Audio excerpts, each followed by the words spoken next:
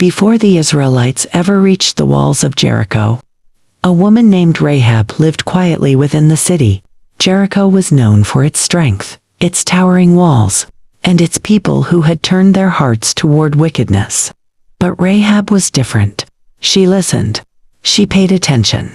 And when news began to spread about the Israelites drawing closer, she did not ignore it like many others in the city. She had heard the stories with her own ears.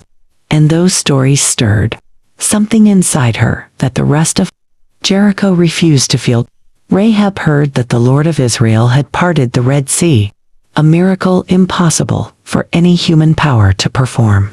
She heard how the Israelites walked through the sea on dry ground, and how mighty armies fell before them because their God fought for them. While others tried to pretend these stories were distant legends, Rahab believed they were proof of a true and living God. She knew that no wall in Jericho could stand against a God who could split the sea.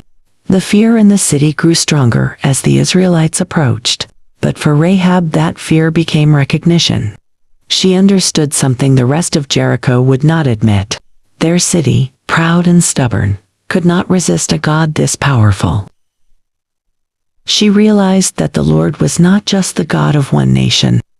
He was the God of heaven above and the God of earth below. And so Rahab made a decision that would change her entire future.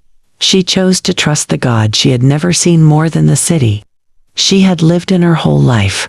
This faith led her to shelter the Israelite spies when they came into Jericho. She protected them from the king's men, risking her own life because she believed the Lord would spare her and her family.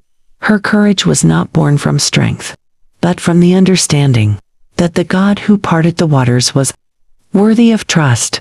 Her faith transformed her from a woman with a troubled past into a woman remembered for her bravery, her wisdom, and her belief in the true God.